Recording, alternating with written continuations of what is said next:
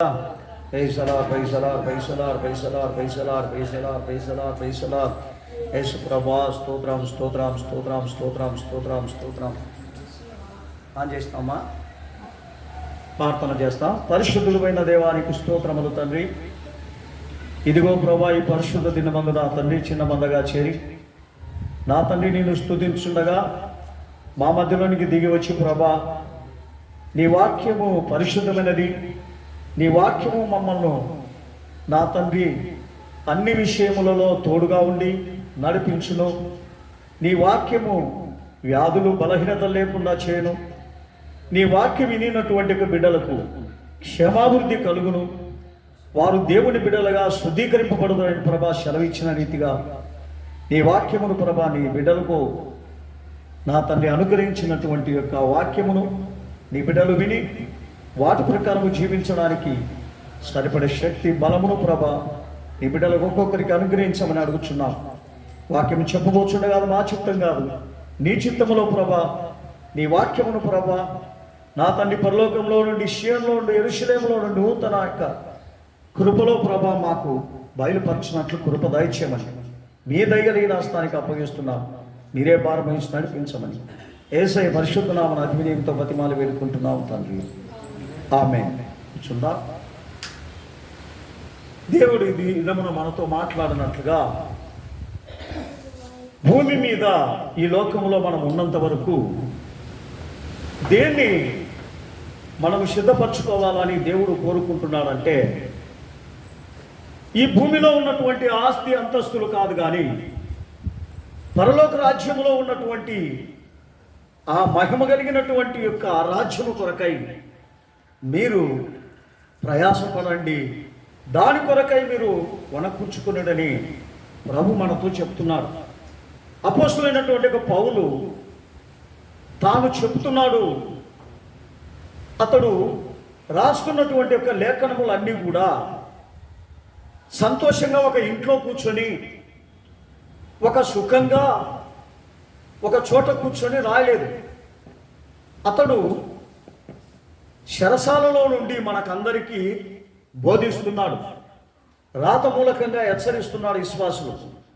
మీరు ఈ భూమి మీద ఏ రీతిగా ఉండాలా, ఏ రీతిగా జీవించాలా, ఏ రీతిగా నడుచుకోవాలా, ఏ రీతిగా ప్రవర్తించాలా అనేది మనకు శరసాలలో ఉండి ఈ యొక్క వాక్యము హెచ్చరించినటువంటి యొక్క స్థితిని గురించి మనము తెలుసుకుందాం. ఫిలిప్పీలకు రాసిన పత్రిక 4వ అధ్యాయము 11వ వచనం మనం చదువుదాం. 11 నుండి 12 వరకు చదువుదాం. నాకు కొదవ కలిగినందున నేను ఇలాగు చెప్పుటలేదు. నేను ఏ స్థితిలో ఉన్ననో ఆ స్థితిలో సంతృప్తి కలిగి ఉండుట నేర్చుకొని ఉన్నాను. దీన స్థితిలో ఉన్న ఎడల ఉండనెరుగుదును, సంపన్న స్థితిలో ఉండనెరుగుదును. ప్రతి విషయములోను అన్ని కార్యములలోను కడుపు నిండి ఉండుటకును, ఆకలి కొని ఉండుటకును, సమృద్ధి కలిగి ఉండుటకును, లేమిలో ఉండుటకును నేర్చుకొని ఉన్నాను. నన్ను బలపరచు వాని యందే నేను సమస్తమును చేయగలను.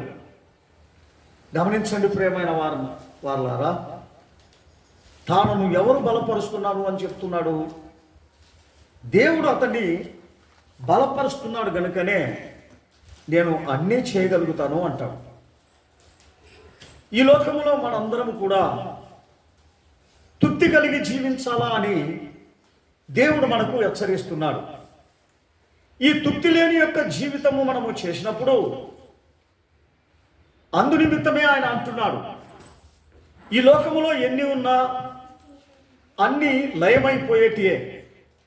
ఎంత డబ్బులున్నా, ఎంత ఆస్తులున్నా, ఎంత వనకూర్చుకున్నా, ఎంత ధనికులమైనా మన మాత్రం ఒక రోజున దేవుడి దగ్గరికి పోక తప్పదు. ఆ పోయేటువంటి ఒక మనుషులు ఏ రీతిగా ఉండాలని దేవుడు కోరుకుంటున్నాడంటే, మన జీవితంలో మనము ఈ లోకములో ఉన్నది శాశ్వతం కాదు, కానీ పరలోకము శాశ్వతం. పరలోకానికి ఏ ఏ గుణము కావాలనో, ఏ యొక్క క్రియలు కావాలనో అది ఎరిగి ఉండుటయే దేవుని చిత్తం అంటాడు. మనం ఈ లోకంలో సమృద్ధి, సకలమైనటువంటి యొక్క ఆస్తి అంతస్తులతో నిండి ఉండేది దేవుని యొక్క చిత్తం కాదండి.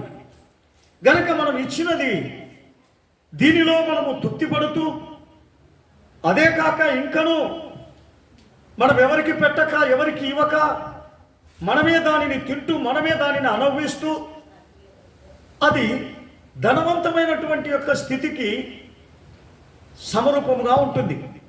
అందుకనే ఆయన అంటాడు, ధనవంతుడు దేవుని రాజ్యములో ప్రవేశించడం కంటే సూది పద్యములో ఒంటె దూరుట మేలు అంటాడు. గనక ప్రియమైన వారులారా, ధనవంతులగుటకు ప్రయాసపడద్దండి. ఎందుకో తెలుసా? ధనం అనేది మనల్ని, మన జీవితమును నాశనం చేస్తుంది. దేవుని యొక్క సరళత నుండి అది మనల్ని పక్కకు మళ్ళిస్తుంది. అందులోనికి పోకుండా గర్వమును, అహంకారమును, అతిశయమును తీసుకుని వస్తుంది. అందుకనే ఈ దినాన్ని గమనించండి, అనేకమైనటువంటి డబ్బు ఉన్న మనము ఎప్పటికీ కూడా తగ్గింపును ఓర్చుకోం. ఉన్నతమైన స్థితినే ఓర్చుకుంటా, ఉన్నతమైన దానిని ఆలోచన చేస్తాం, ఉన్నతమైన దాని కొరకే పరిగెత్తుతాం.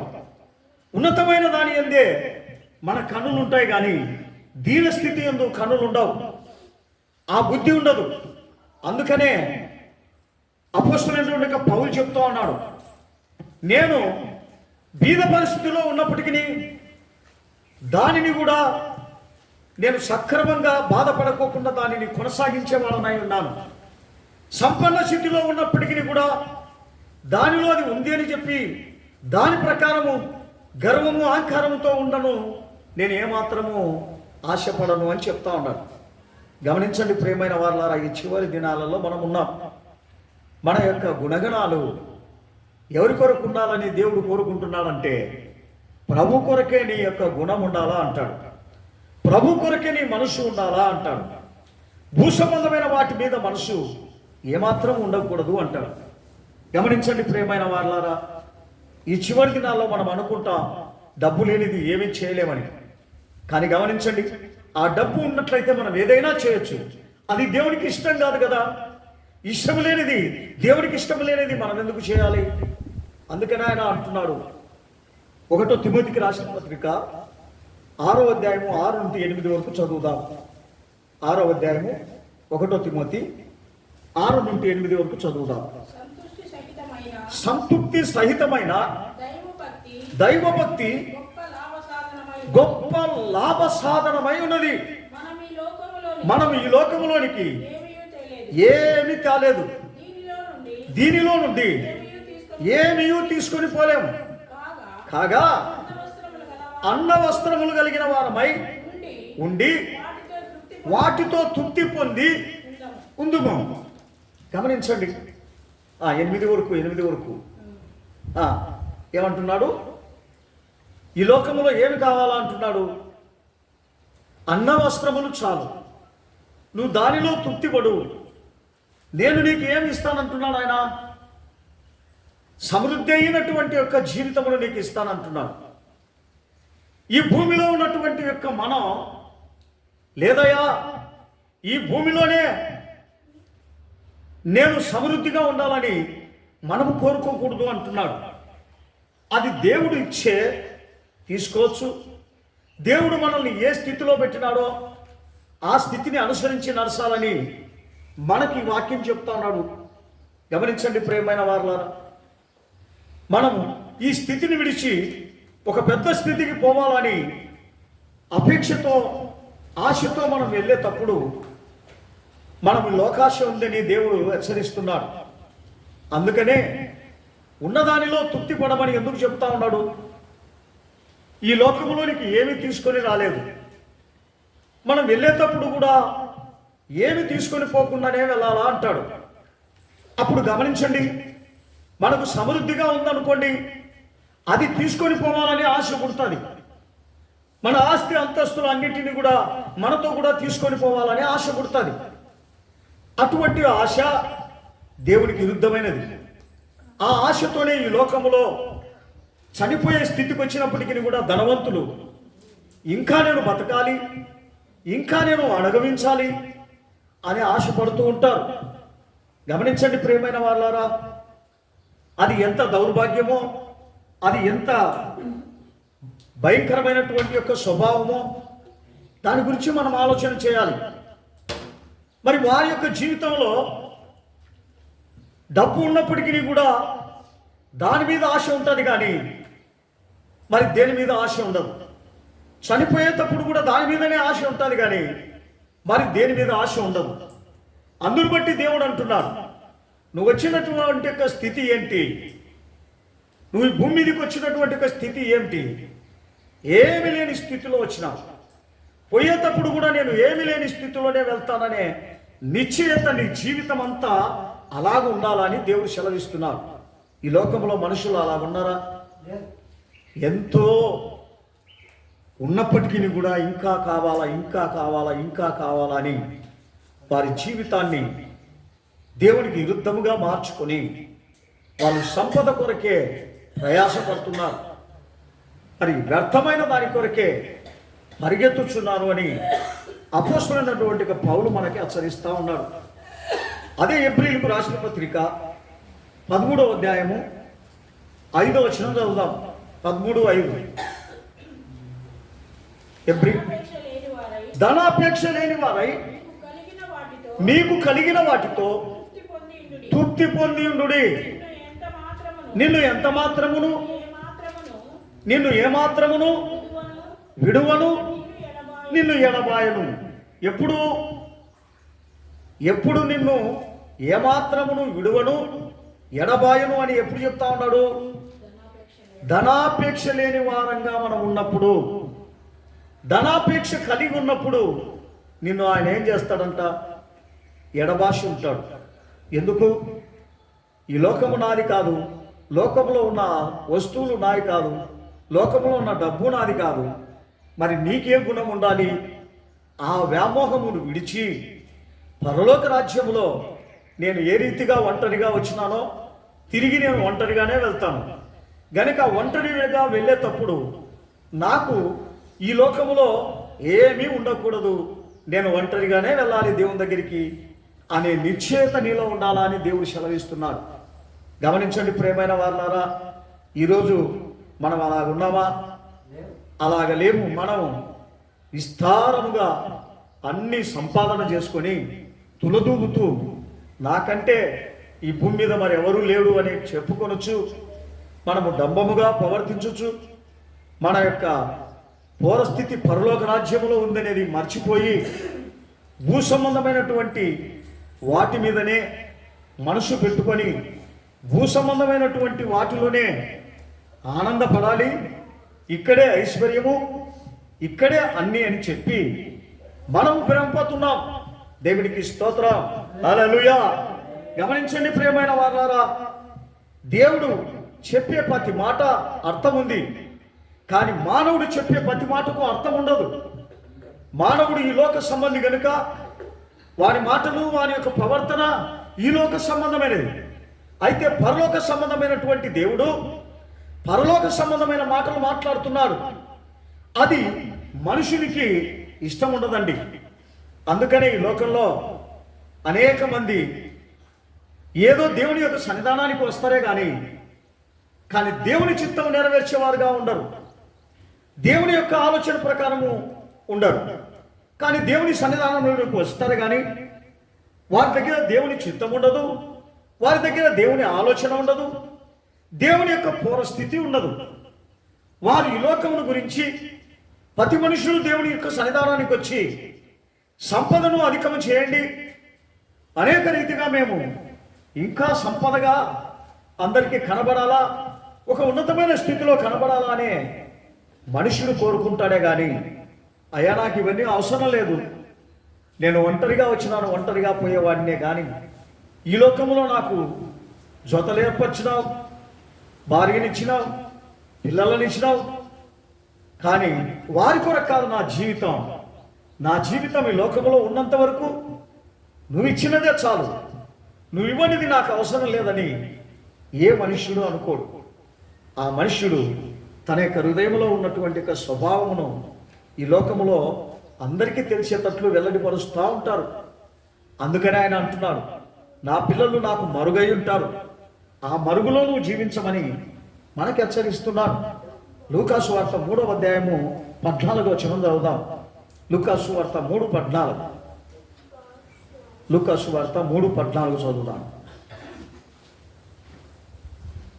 3:14. లూకాసు వార్త 3వ అధ్యాయం 14వ వచనం. సైనికులు యేసు ప్రభు దగ్గరికి వచ్చినారండి. వచ్చి, అయ్యా మేమేం చేయాలి అని అతన్ని అడిగిరి. అందుకు యేసు ఏమంటున్నాడో తెలుసా? ఏమంటున్నాడండి? ఈ లోకములో నువ్వు సైనికునిగా నీకు ఉద్యోగం వచ్చింది, నీకు అన్ని అధికారములు ఉన్నాయి. కొట్టేదానికి ఉంది, లంచం తీసుకునేదానికి ఉంది, తిట్టేదానికి ఉంది, అన్ని విధాలుగా నీకు అధికారం ఉంది, నువ్వు సైనికుడు గనుక. కానీ దేవుడు ఆ సైనికులతో ఏం చెప్తున్నాడో తెలుసా? ఎవరిని బాధ పెట్టవద్దు, ఎవరి మీద అపనింద వేయవద్దు, మీ జీతములతో తృప్తి పొంది ఉండు అని చెప్తున్నాడు. గమనించండి ప్రియమైన వారలారా, ఈ లోకంలో ఆ జీతగాళ్ళు వాళ్ళ జీతములతో తృప్తి పొంది ఉన్నారా? గమనించండి. మాకు సమృద్ధిగా ఉంది, మరి మాకు బతికినంత కాలము మాకు దేవుడు ఇచ్చినాడు, మరి మేము కూడా మరి మాకు చాలినంత పెట్టుకొని మరి మేము కూడా బీదలైనటువంటి వారికి మేము కూడా సహాయం చేస్తాం. మా బంధువులలోనే మా పిల్లలలోనే ఎంతోమంది బీదలుగా ఉన్నారు, వారికి ఇస్తాము అనేటువంటి గుణాలు ఈ భూమి మీద ఎవరికైనా ఉన్నాయా? ఎవరికి లేవు. కారణం ఏంటి? వాడే తినాలా, వాడే ఉన్నతమైన స్థితిలో ఉండాలా, వాడే అందరికైనా భాగ్యాన్ని రావాలా. కానీ బీదోడు బాధపడతా ఉన్నా కూడా వానికి ఇచ్చేదానికి మనసు రానే రాదు. గమనించండి. అలాగే యేసు ప్రభు చెప్పలేదే? ఆయన అంటున్నాడు, నీకు ఇచ్చిన దాంట్లో తృప్తి పొందు, దాన్ని మించి నీ దగ్గర ఉన్నట్లయితే దానిని బాధలో ఉన్న వారికి, కష్టంలో ఉన్న వారికి సహాయం చేయమంటున్నాడు. గమనించండి ప్రియమైన వారలారా, అటువంటి వాళ్ళు ఈ లోకంలో అరుదు, ఎవరు చేయరు. ఉన్నా దాన్ని వనకూర్చుకుంటూ ఉంటారే కానీ దాని మాత్రం పేదలకు కానీ మరి బలహీనులకు కానీ మరి అనేకమైనటువంటి యొక్క చాలా పేదరికంలో ఉన్న వారికి కూడా వీళ్ళు పంచరు. గమనించండి ప్రియమైన వారలారా, ఈ లోకంలో మాకు ఇచ్చినది ఆశీర్వాదం అని మనం అనుకుంటాం, కానీ ఇచ్చినది ఆశీర్వాదమే. ఆశీర్వాదాన్ని నీవు 10 మందికి పంచుకోమని చెప్తున్నాడు. కానీ మనం పంచుకోనకుండా దాన్ని కూడబెట్టుకొని దానిలో తృప్తి పొందుదాం, నేనే తినాలా, నా పిల్లలే నేనే అనేది స్వార్థం అంటున్నాడు. అందుకనే భూలోకమును స్వతంత్రించుకొనక పరలోకమును స్వతంత్రించుకోమని దేవుడు సెలవిస్తున్నాడే కానీ మనం ఈ లోకంలో భూలోకాన్ని స్వతంత్రించుకుంటున్నాం కానీ పరలోకాన్ని స్వతంత్రించుకోలేదండి. దేవునికి స్తోత్రం. హల్లెలూయా. 2 కొరింథీయులకు రాసిన పత్రిక 4వ అధ్యాయము 2 కొరింథీ 4:8-9 చదువుతాం. 4వ అధ్యాయము 8-9. 2 కొరింథీ 4. ఎటు పోయినను శ్రమపడుచున్నను ఇరికింపబడిన వారము కాము, అపాయములో ఉన్నను కేవలము ఉపాయము లేని వారం కాదు, ధర్మపడుచున్నను దిక్కులేని వారం కాము, పడదోయబడినను నశించు వారము కాము. ఎందుకు? గమనించండి. దేవుని యొక్క చిత్తము చేసేటువంటి యొక్క బిడ్డలకు ఆ రీతిగా ధైర్యం అండి. ఎవరు విడిపిస్తాడు? దేవుడు వారిని విడిపిస్తాడు. కానీ ఈ లోక సంబంధులకు ఎవరు విడిపించాలా? మనుషులు విడిపించాలా, డబ్బు విడిపించాలా, ఆస్తి అంతస్తులు విడిపించాలా అని కోరుకుంటారు. కానీ దేవుని బిడ్డలు ఎవరిని కోరుకుంటారు? ప్రభువును కోరుకుంటారు. ప్రభువా, మాకు ఏ భయం లేదు, ఎందుకంటే మేము నిశ్చింతంగా ఉన్నాం. నీ యొక్క జాడలో, నీ యొక్క వాక్యం ద్వారా, నీ యొక్క ప్రార్థన ద్వారా, నీ యొక్క ఆజ్ఞల ద్వారా, నీ పద్ధతుల ద్వారా సుఖక్షేమంగా ఉన్నాం. అది మాకు చాలు. ఈరోజు అన్నీ ఉన్నా సమాధానం లేకుండా ఉండుట ఏం ప్రయోజనం? అన్నీ ఉన్నాయి, సమాధానం లేదు, శాంతి లేదు, చక్కగా జీవించే జీవితం, సమాధానంగా జీవితం లేదు. అటువంటి ఒక జీవితం మాకేంటికి? ఏది మా ఎంట రాదు, ఎవరు మా ఎంట రాదు. కనుక మనకు కావాల్సినది ఏమిటి? దేవుని యొక్క చిత్తమే, దేవుని యొక్క ఆలోచనే. ఈ లోకములో ఎదుటి మనిషిని గురించి ఆలోచన చేయొద్దంటున్నాడు. ఎదుటి మనిషి యొక్క స్థితిగతులను గురించి నీకు తెలియదు, వారి గురించి నువ్వు యోచన చేయాల్సిన అవసరం లేదంటావు. నాకున్న స్థితిలో నేను ఏ దానికైనా నువ్వు సంపన్న స్థితిలో వెళ్ళడానికి నేను సిద్ధంగా ఉన్నాను. అందుకని ఆయన అంటున్నాడు, ఒక ఘటాన్ని ఒక ఘటం తీసుకొని పోదు, ఒక మనిషిని తీసుకొని పోదు. వాని క్రియల చొప్పుననే వాడు పోతాడు. అది ఎరిగి ఉండుటయే దేవుని చిత్తం అంటాడు. అది ఎరిగి ఉండకపోతే మనం ఎంత దౌర్భాగ్యులమో ఆలోచన చేసుకోవాలి. ఈ లోకంలో ఆయన మనకు చెప్తా ఉన్నాడు, ఒంటరిగా వచ్చినావు, ఒంటరిగానే వల్ల నా దగ్గరికి వస్తావు.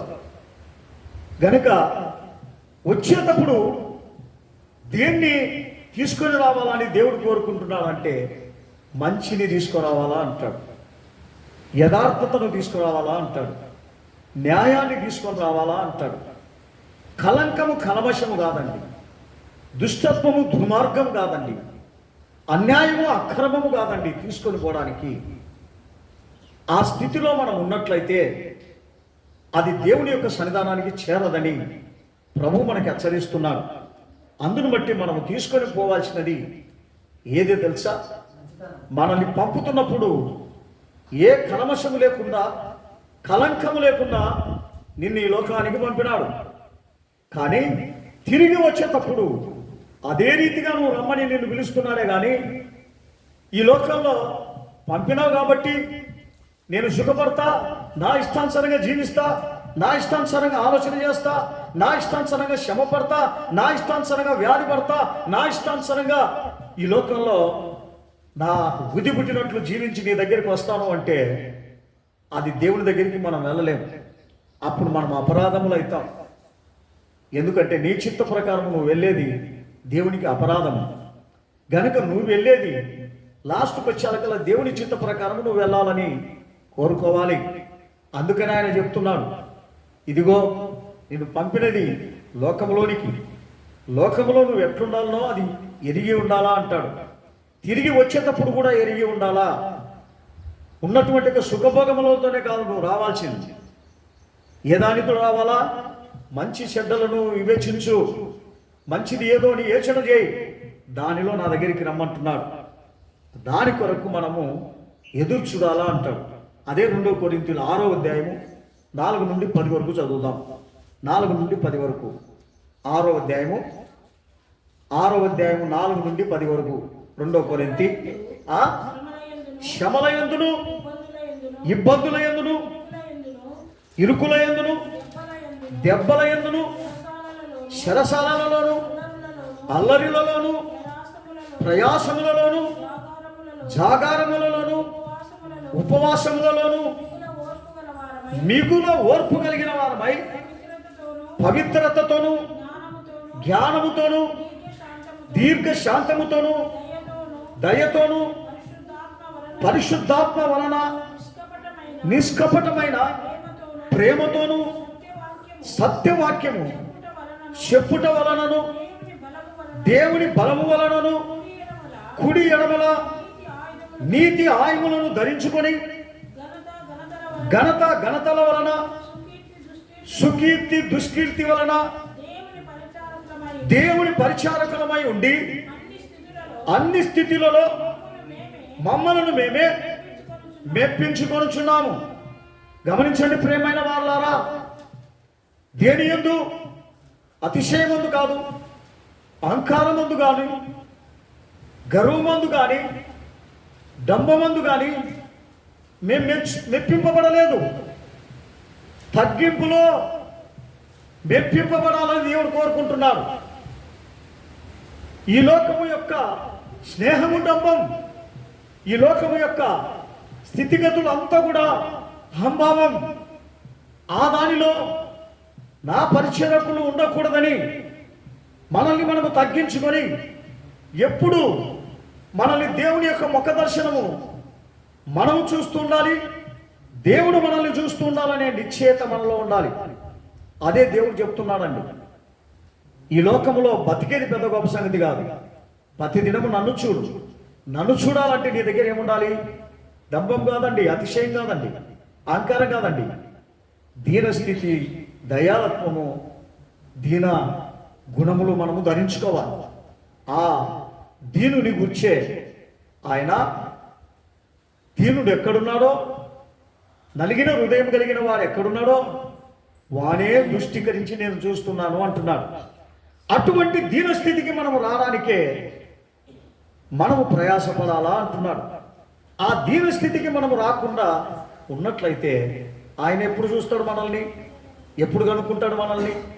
గమనించండి, అదే ఆయన హెచ్చరిస్తున్నాడు.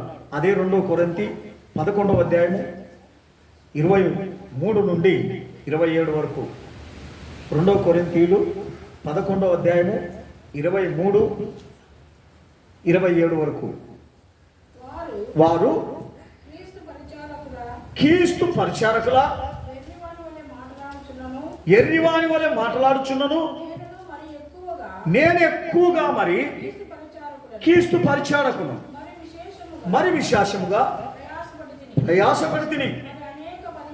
అనేక పర్యాయములు శరసాలలో ఉంటిని, అపరిమితముగా దెబ్బలు తింటిని, అనేక మార్లు ప్రాణాపాయములలో ఉంటిని. యూదుల చేత 5 మార్లు, ఒకటి తక్కువ 40 దెబ్బలు తింటిని. 3 మారు బెత్తములతో కొట్టబడి తిని, ఒకసారి రాళ్లతో కొట్టబడి తిని, 3 మారు ఓడ పగిలి శ్రమపడి తిని, ఒక రాత్రి పగళ్ళు సముద్రములో గడిపి తిని, అనేక పర్యాయములు ప్రయాణములలోను, నదుల వలననైనా, ఆపదలలోను, దొంగల వలననైనా, ఆపదలలోనైనను, నా స్వజనుల వలన ఆపదలలోను, అన్ని జనుల వలన ఆపదలలోను, పట్టణములో ఆపదలలోను, మన్యములో ఆపదలలోను, సముద్రములో ఆపదలోను, కపట సహోదరుల వలన ఆపదలోను ఉంటిని. గమనించండి ప్రియమైన వారులారా, ఈ అపొస్తలుడు పౌలు ఏమంటున్నాడు? అన్ని విషయములలో నేను ఆపదలో ఉన్నప్పటికీ కూడా నా యందు ఎవరున్నారు అంటున్నాడు? దేవుడు ఉన్నాడు. ఆయన యందే నేను ఆపదలలో ఉన్నా, నా యందు కాదండి అని ఆయన హెచ్చరిస్తున్నాడు. ఏ స్థితిలో ఉన్నప్పటికీ కూడా నేను మంచిదానే కోరుకున్నా, దేవునికి ఇష్టమైన దానినే కోరుకున్నా అని ప్రభు సెలవిస్తున్నాం. ఈ దినమున మన జీవితాల్లో మనం ఏమనుకుంటామంటే, దేవుడు మనకు ఏది బాగు చేయకపోతే, సహాయం చేయకపోతే దేవుడే లేడంటాం. గమనించండి, ఇది ఎంత మూర్ఖతనమో ఒకసారి ఆలోచన చేయండి. ఒకసారి ఆలోచన చేయకుండా దేవుడు మాకేమిచ్చినాడు అంటే, దేవుని దగ్గరికి పోతే దేవుడు మనకి ఇవ్వాలన్నా, దేవుని దగ్గరికి పోతే దేవుడు మనకు సహాయం చేయాలన్నా? చేస్తాడండి. దేవుని ఆజ్ఞలు గైకొంటే, దేవుని ఆజ్ఞలు గైకొనకోకుండా దేవుని దగ్గరికి వచ్చిన మాత్రానికి సహాయం చేస్తాడా? దేవుని మందిరానికి వచ్చిన మాత్రానికి సహాయం చేస్తాడా? నీవు ఆయన ఆజ్ఞల ప్రకారం నడచాలి, అప్పుడు ఆయన నీకు సహాయం చేస్తాను అంటున్నాడు. అది చేయక ఆయన ఆజ్ఞలు అవసరం వల్ల నా ఆజ్ఞల ప్రకారం, నా చిత్త ప్రకారం నడుస్తా దేవుడు నాకు సాయం చేయి. ఎంత మూర్ఖతనంగా ఈ భూమి మీద ఉన్నటువంటి జనులు ఆలోచన చేస్తున్నారో చూడండి. అదే ఫిలిప్పీలకు రాసిన పత్రిక 1వ అధ్యాయము 12-13 చదువుదాం. ఫిలిప్పీలకు రాసిన పత్రిక 1వ అధ్యాయం 12:13.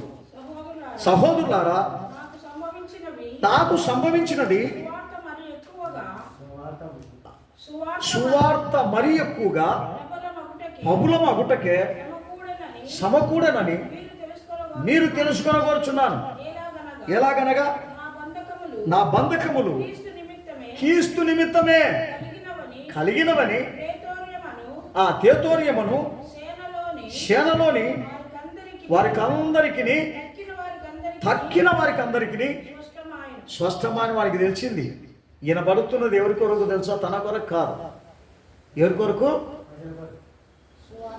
సువార్త నిమిత్తము, ప్రభు నిమిత్తమే ఇతడు కష్టపడుతున్నాడని వాళ్ళందరూ తెలుసుకున్నారంట. గమనించండి, ఇతడు స్వార్థపరుడు కాదు. ఇతడు తన యొక్క చిత్త ప్రకారం ఈ సువార్త చేయలే, ప్రభు కొరకే సువార్త చేస్తున్నాడు. తన ఇంటి కొరకు చేయలే, తన ఆస్తి అంతస్తులు కొనకూర్చుకోవడానికి చేయలే, తన కొరకు కానీ చేయలే, దేవుని కొరకే చేస్తున్నాడని అక్కడ ఉన్నటువంటి యొక్క అనేక మంది తెలుసుకున్నట్లుగా మనం చూస్తున్నాం. ప్రేమైన దేవుని బిడ్డ, ఈ చివరి దినాలలో మరి మన జీవితంలో మన యొక్క ఆయన యొక్క చిత్తం ఏమైంది అని దేవుడు మనకు హెచ్చరిస్తున్నాడు. ఆయన చిత్తములో నువ్వు ఏ రీతిగా ఉన్నావు? అదే ఫిలిప్పు 4:13 చదువుదాం. 4:13 నన్ను బలపరచువాని వాని యందే నేను సమస్తమును చేయవాలనై ఉన్నాను. హల్లెలూయా.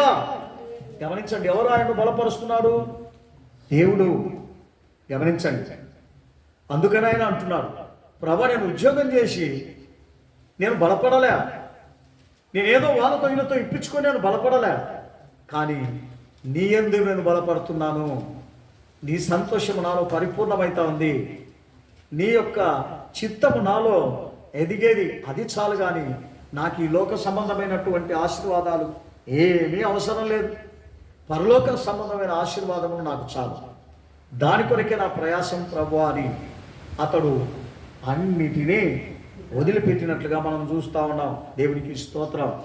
గమనించండి ప్రియమైన వారలారా, ఈరోజు మన జీవితాలలో మనము దేని కొరకు ప్రయాసపడతా ఉంటాం? తినడానికి ఉన్నప్పటికీ కూడా వనకూర్చుకునడానికి ప్రయాసపడుతూ ఉంటాం. అదే తప్పు అంటున్నాడు దేవుడు. గమనించండి, నింపుకొనడానికి నిన్ను ఈ లోకానికి పంపలేదు, అది వ్యర్థమైపోతుంది. కానీ మరి వ్యర్థమైపోకుండా ఉండేటువంటి యొక్క స్థితిని నువ్వు ఎంటాడు, ఆ భక్తి చేయంటున్నాడు. ఆ రీతిలో నువ్వు నడుచుకోమంటున్నాడు. మనం ఈ లోకంలో ఆ రీతిగా నడుచుకుంటున్నామా? గమనించండి, దేవునికి విరుద్ధమైన కార్యాలలోనే మనం మునిగి తేలుతా ఉన్నాం, కానీ దేవునికి అనుకూలమైనటువంటి యొక్క కార్యాలలో మనం మునిగి తేలలేదు. దేవునికి స్తోత్రం. హల్లెలూయా. అదే ఫిలిప్పీయులకు రాసిన పత్రిక 4:13 సారీ కీర్తన 73 26 చదువుదాం. కీర్తన 73:26 నా శరీరము నా హృదయము క్షీణించిపోయినను దేవుడు నిత్యము నా హృదయమునకు ఆశ్రయ దుర్గమును స్వాస్థ్యమునై ఉన్నాడు. హల్లెలూయా. నా శరీరము క్షీణించిపోయినను నాకు స్వాస్థ్యం ఎవరంట? నా ప్రభు. నా ఆస్తి ఆయనే, నా జీవితం ఆయనే, నా సమస్తము ఆయనే అని అపోస్తలుడైనటువంటి పౌలు చెప్తున్నాడు. గమనించండి ప్రియమైన వారలారా, ఈరోజు మనము కూడా ఆ రీతిగా తృప్తి పొందుతున్నామా? మనం ఈ లోకానుసారమైనటువంటి ఆశల్లో తృప్తి పొందుతున్నాం. ఇది చాలు, ఇది నాకు చాలు అంటున్నాం.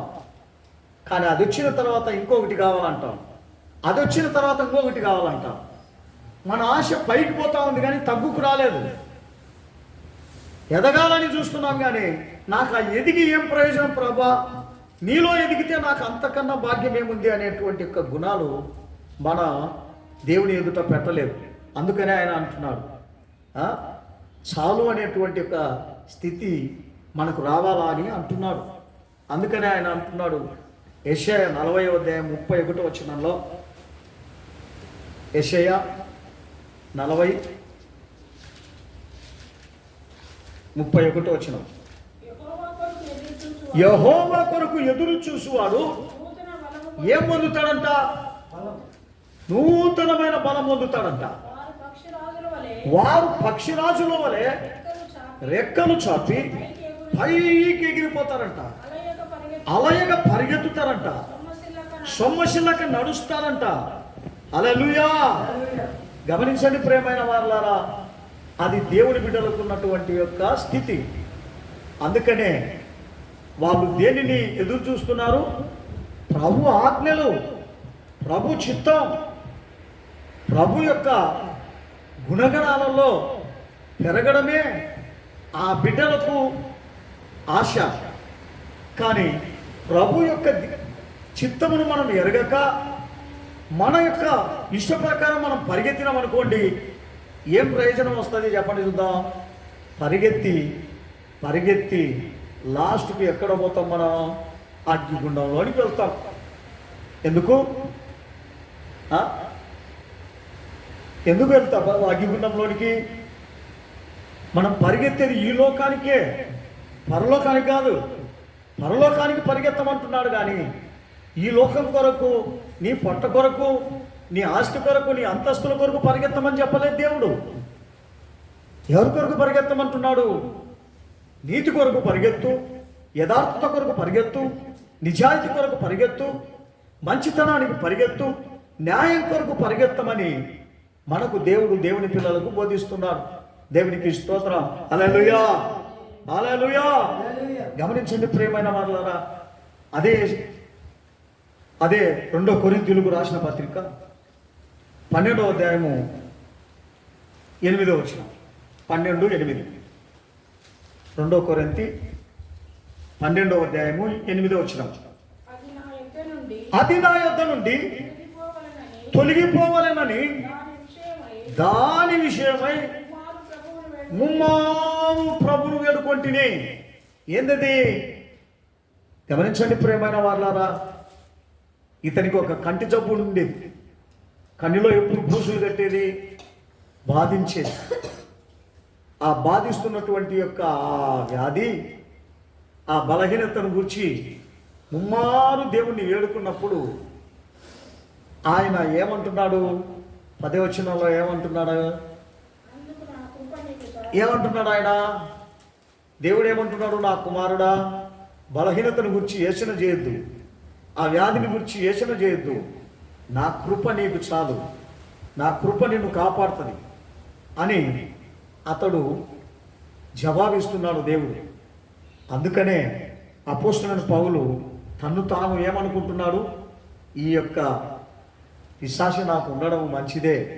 ఈ పిశాచి ఒకవేళ లేకపోతే నేను ప్రార్థన చేయకుండా ఉంటానేమో, నేను దేవుని చిత్త ప్రకారము మరి ఆయన కార్యములు చేయకుండా ఉంటానేమో. గనక ఇది ఉంటేనే నేను ప్రభువును వేడుకుంటా, ప్రభువును ఎతుకుతా, ప్రభువును ప్రాధాయపడతా. ఎప్పుడైతే నాకు ఈ బలహీనత లేకుంటే మరి నేను ప్రభువుని ఏమని అడుగుతా? ప్రభువుని ఏం అడగను, హాయిగా ఉంటా.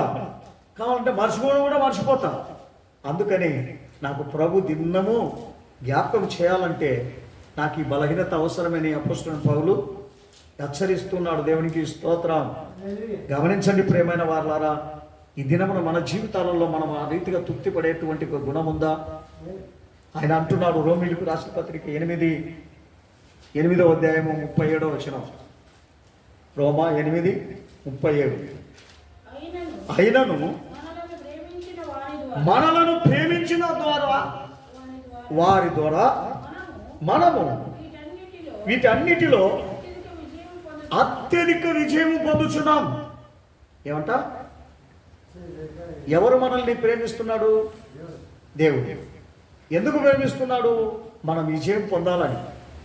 ఏమిట్లో విజయం? భూ సంబంధమైన దాంట్లో కాదండి, పరలోక సంబంధమైన దాంట్లో విజయం పొందాలని ఆయన మనకి హెచ్చరిస్తా ఉన్నాడు. అటువంటి యొక్క హెచ్చరికలో నమ్మకముగా ఉన్నామా మనము? ఆ హెచ్చరికలో ప్రభువా, నీవు చెప్పినట్లే నేను జీవిస్తున్నా, నీ కొరకే నేను జీవిస్తున్నా, ఈ లోకంలో దేని నేను సంపాదన చేసినా అవన్నీ నాకు ఏ ప్రయోజనం తీసుకొని రావు ప్రభువా. ఎంతో సంపాదన చేసింటారు, వ్యాధులు నిండుగా ఉంటాయి, ఆ నిండులుగా మాత్రలు తిని పెడతా ఉంటారు. ఏం ప్రయోజనం అండి? ఆ సంపాదన వచ్చి వీళ్ళను కాపాడుతూ ఉందా? గమనించండి. ఆ సంపాదన మరి తృప్తిగా తినేదానికి ఉందా? తృప్తిగా తినలేకోకుండా వ్యాధి వచ్చి పడింది. అది తినకూడదు, ఇది తినకూడదు. అంత డబ్బు ఎవరు తినాలి? అది బీదలకు ఇయ్యరు, అది మరి పంచి పెట్టరు. గమనించండి, ఏ రీతిగా ఇతడు దేవుని యొక్క చిత్తం నెరవేరుస్తున్నాడు. వాడు అంటానే ఉంటాడు, నేను కూడా దేవుని చిత్తంను నెరవేరుస్తున్నాను, దేవుని ఆలోచనలో ఉన్నాను, దేవుని ప్రార్థన చేస్తున్నాను. కానీ దేవుని చిత్తం ఒకటి ఉంటే ఈయన చిత్తం ఒకటి. ఇటువంటి ఒక చిత్తంలోనే, తన స్వకీయమైన చిత్తంలోనే వెళ్తున్నాడు, కానీ దేవుని చిత్తంలో ఇతడు వెళ్ళలేదని మనకు వాక్యాలు హెచ్చరిస్తూ ఉన్నాయి. ఎందుకు హెచ్చరిస్తూ ఉన్నాయి? మనము దేవుని చిత్తంలో మనం వెళ్ళాలని మనకు ముందుగా నడిచినటువంటి అపోస్తులైన పౌలు మనకు బోధిస్తున్నాడు. ఇలాగని మీరు వెళ్ళాలా, ఇలాగ ఉండాలా అని చెప్తా ఉన్నాడు. అదే 2 కొరింథీయులకు రాసిన పత్రిక 2వ అధ్యాయము 14వ వచనం. 2 కొరింథీయులకు రాసిన పత్రిక 2:14 మా ద్వారా ప్రతి స్థలమందును క్రీస్తును గూర్చిన జ్ఞానము, మాకున్నటువంటి జ్ఞానము యొక్క సువాసనలో కనపరచుచు ఆయన యందు మమ్మును ఎల్లప్పుడూ విజయోత్సవముతో ఊరేగించుచున్న దేవునికి స్తోత్రం. గమనించండి ప్రియమైన వాళ్ళారా, సమాధానంగా శాంతిగా మనం ఉంటే అదేనండి ఊరేగింపు. నాకేం కావాలో ఈ లోకంలో? శాంతి సమాధానమే, మరొకటి నాకు ఏదీ వద్దు. నాకు ఈ లోకంలో నా అనేది ఎవరూ లేదు, ఏది లేదు. అన్నీ ఈ లోకంలో వ్యర్థమైపోయేటివే. వాటి యందు నేనెందుకు మనస్తాపపడాలి? వాటి యందు నేనెందుకు మా మనసును నొచ్చుకోవాలి? వాటి యందు నేనెందుకు ఆలోచన చేయాలి అనే స్థితి ఒక విశ్వాసలో ఉండాలంటాడు. ఈ లోకంలో నేను పంపినటువంటి యొక్క చిత్తము, నా దేవుడు పంపిన చిత్తము నేను చేయుటయే నా యొక్క జీవితం చాలు, ఇంకా మరొకటి నాకు లేదు. మనమేమనుకుంటాం? ఎవరైనా బాధ పెడితే మనమేమనుకుంటాం? నాకు ఈ లోకం వద్దనుకుంటాం. ఎవరైనా మనకు మోసం చేసి ఈ లోకం వద్దనుకుంటాం. ఎవరైనా మనల్ని పాడు చేసి ఈ లోకం వద్దనుకుంటాం. గమనించండి ప్రియమైన వాళ్ళారా, కారణం మనిషి ఆలోచన చేయాలి.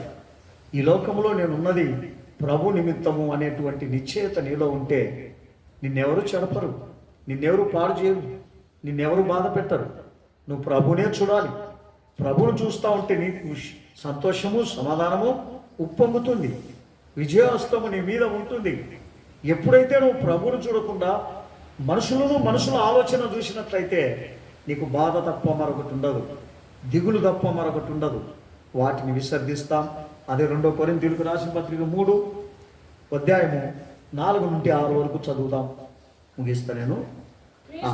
క్రీస్తు ద్వారా దేవుని ఎడల మాకిట్టి నమ్మకము గలదు, మా వలన ఏదైనాను అయినట్లుగా ఆలోచించుటకు మా అంతట మేమే సమర్థులమని కాదు, మా సామర్థ్యము దేవుని వలననే కలుగుతుంది. ఆయనే మమ్ములను కొత్త నిబంధనకు అనగా అక్షరమునకు కాదు గాని ఆత్మకే పరిచారం అగుటకు మాకు సామర్థ్యము కలిగించుచున్నాడు దేవుడే. గమనించండి ప్రియమైన వారారా, 6 వరకు అక్షరము సంపును గాని ఆత్మ జీవింపజేస్తుంది. గమనించండి ప్రియమైన వారులారా, మనకు ఎవరు జీవింపజేస్తుంది? దేవుని మాటలు, దేవుని యొక్క గుణం, దేవుని ఆలోచన మనల్ని జీవింపజేస్తుంది. మనము ఈ లోక మర్యాద ప్రకారం జీవించి ఎంత ప్రార్థన చేస్తే ఏం ప్రయోజనం? ఏ రీతిగా మనం నడుచుకుంటే ఏం ప్రయోజనం? అందుకనే యేసయ్య అంటాడు, లోకమును జయించిన విజయము నీలో ఉండాలా అంటాడు. దేవునికి స్తోత్రం. ఆ విజయం నీలో లేకపోయినట్లయితే ఏం ప్రయోజనం? అందుకనే ఎఫెసీలో అంటాడు 1:19 అంటాడు, 1:19 ఎఫెసీ ఏమంటున్నాడు? 1:19 ఎఫెసీ 19.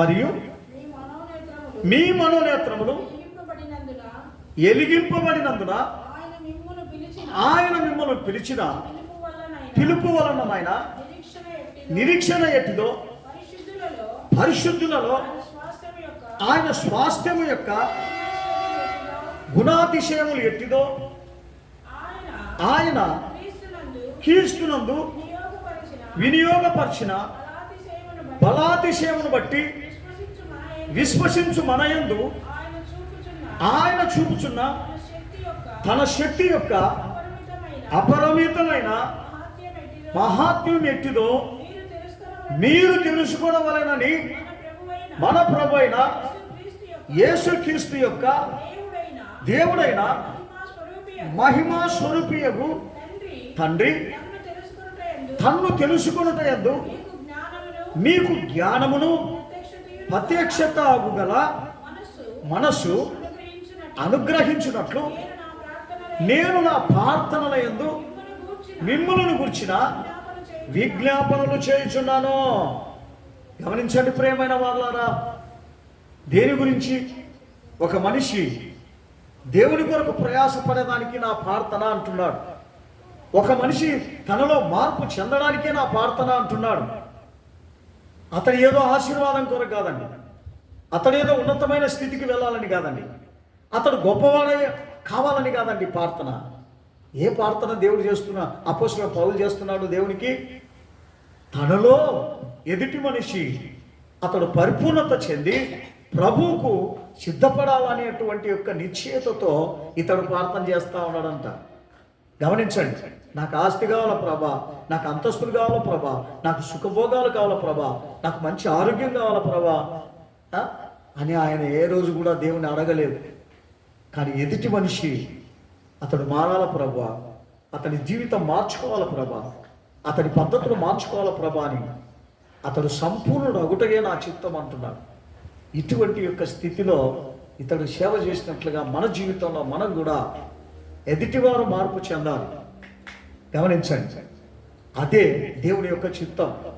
ఎదుటివారిలో ఏ గుణం ఉండాలా అంటున్నాడు? దేవుని యొక్క చిత్తం చేసే గుణము నువ్వు చూడాలా అంటున్నాడు. దేవుని చిత్తం చేసే గుణం లేకుండా ఏదో ప్రార్థనకు వచ్చే గుణం ఉంటే ఏం ప్రయోజనం? ప్రార్థన చేసే గుణం ఉంటే ఏం ప్రయోజనం? దేవుని చిత్తం లేకుండా.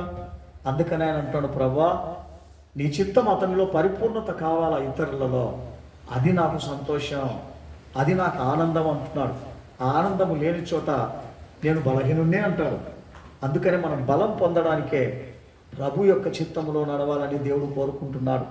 అదే ఎఫెసీయులకు పత్రిక 3వ అధ్యాయము 20వ వచనం చదువుతాం. 3:20 వచనం. మనలో కార్యసాధకమైన తన శక్తి చొప్పున మనము అడుగు వాటికి అన్నిటికంటేను ఊహించున్న వాటికంటేను అత్యధికమైన శక్తి గల దేవునికి క్రీస్తు యేసు మూలముగా సంఘములో తరతరములు సదాకాలము మహిమ కలుగునుగాక. దేవునికి స్తోత్రం, హల్లెలూయా. గమనించండి ప్రియమైన వారులారా, దేవుడు నిన్ను నన్ను పిలిచినది ఎందుకో తెలుసా? ఆయన చిత్తము చేయడానికి, ఆయన రాజ్యమునకు వారసులుగా కావడానికి. నీవెప్పుడు మహిమకరంగా ఆయన మహిమ చూస్తూ ఉండాలని నిన్ను నన్ను పిలిచినాడు. బలహీనలుగా లోక సంబంధంగా మాట్లాడడం, లోక సంబంధంగా జీవించడం, లోక సంబంధంగా సంపద కొరకు ఎదుగులాడడం, ఇది కొరకు కాదండి. ఈ సంపద నీ దగ్గరికి ఉన్నా అది తీసుకొని పోలేవు. ఒంటరిగా వచ్చినావు, ఒంటరిగానే నీ వెళ్తావు, కానీ మరి దేనిని తీసుకురాలేవు. కనుక ఈ లోకంలో దేన్ని తీసుకురావాలి? మనుషులకు మేము మంచిగా ఉన్నాం అనేది కాదు, దేవునికి మంచిగా ఉన్నట్లుగా మనము ఆయన చిత్తములో మనం ఎదగాలి. మనుషులకు ఈరోజు పెడితే వాళ్ళు మంచి అంటారు, పెట్టకపోతే వాళ్ళు చెడ్డ అంటారు. ఆ మంచి కాదు. యుగాయుగములు మనము దేవునికి మంచిగా జీవించాలని దేవుడు కోరుకుంటున్నాడు. దేవుని వాక్యం దీవించునుగాక. దేవునికి స్తోత్రము, దేవునికి స్తోత్రం. Praise the lord. హల్లెలూయా. స్తోత్రం స్తోత్రం స్తోత్రం స్తోత్రం. దయగల దేవా స్తోత్రమయ్యా స్తోత్రం. జిగటగల భూమిలోనే మునిగి ఉండగా జాలితో పైకెత్తితివిగా. జిగటగల భూమిలోనే మునిగి ఉండగా జాలితో పైకెత్తితివిగా. పవిత్రాత్మతో నన్ను ముద్రించితివి. పరిశుద్ధుల సాక్ష్యం పొందా. పవిత్రాత్మతో నన్ను ముద్రించితివి. పరిశుద్ధుల సాక్ష్యం పొందా. ప్రభువులకు పాత్రుడా నిన్ను ప్రతిదినం స్తుతించెదను. సర్వేశాన్ని మేలులను తలాంచగా సంతోషము పొందుతున్నది. సర్వేశాన్ని మేలులను తలాంచగా సంతోషము పొందుతున్నది.